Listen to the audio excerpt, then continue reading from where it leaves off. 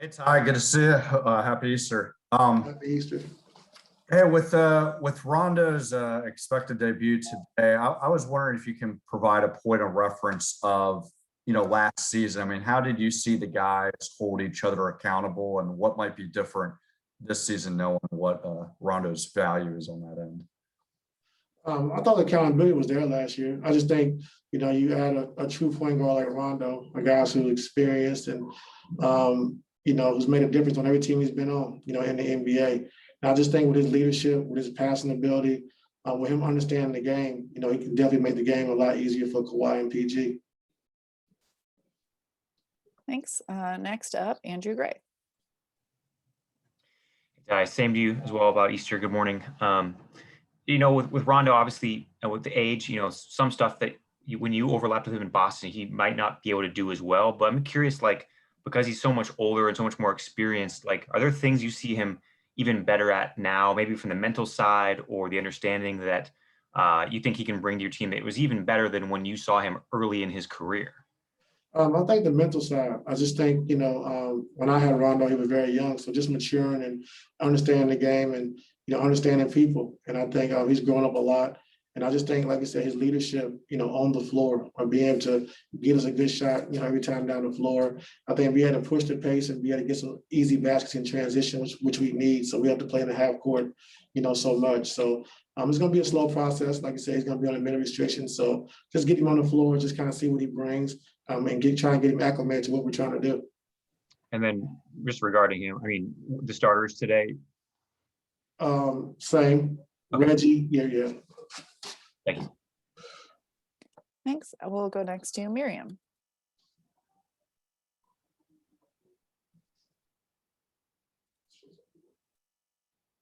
Miriam is there you go. Sorry about that.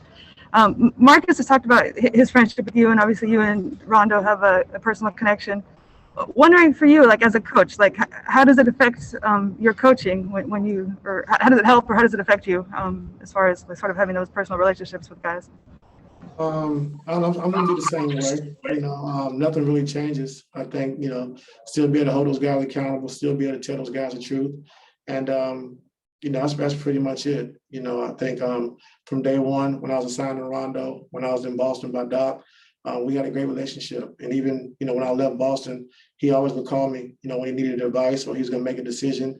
He would always ask my input. So just having that friendship and just having that bond, I think is helpful, especially when him coming here so late in the season. Thanks. Next to BT.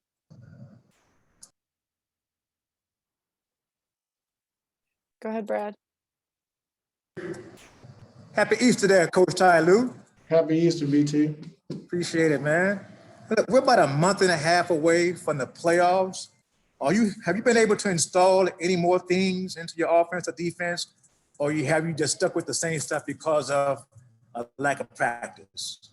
We've been able to try, incorporate a couple of things lately with Rondo getting here. So we're gonna try to run some of those things tonight and just kind of see how it looks and see how it feels. But for the most part, I think right now, BT, we're gonna try to condense and try to see what we're best at, what our numbers say we're best at, and then kind of add from there. But overall, just getting around on the floor, for these last 22 games and just trying to see what he picks up, what we like, what we can run, and kind of go from there. But it's going to be a process now, have him come in so late in the season.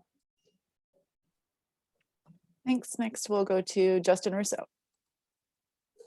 Hey, Teron, happy Easter to you and yours. Coming Coming off two tough losses, games where you guys had a chance coming down the stretch in each one. Simple question for you today. Your team wins if they do what? I think come out with a defensive mindset to start the game, not easing to the game, not waiting to the second half. I think starting the game with a defensive mindset like we've been doing after the break. And the other night, we didn't come in with that focus. Thank you. Thanks. Next to Dan Wyke. Hey, Ty. I'm curious if you watched UCLA Gonzaga last night and if seeing a buzzer beater like that triggers any memories to either memorable finishes for you as a player, as a coach, or maybe even painful ones. You know what, Dan? I didn't watch it.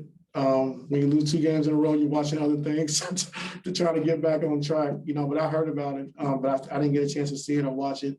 And I didn't even get a chance to see the shot that the guy made last night either. So I'm pretty sure I'll get a chance to see it today at some point. Next, we'll go to Cam.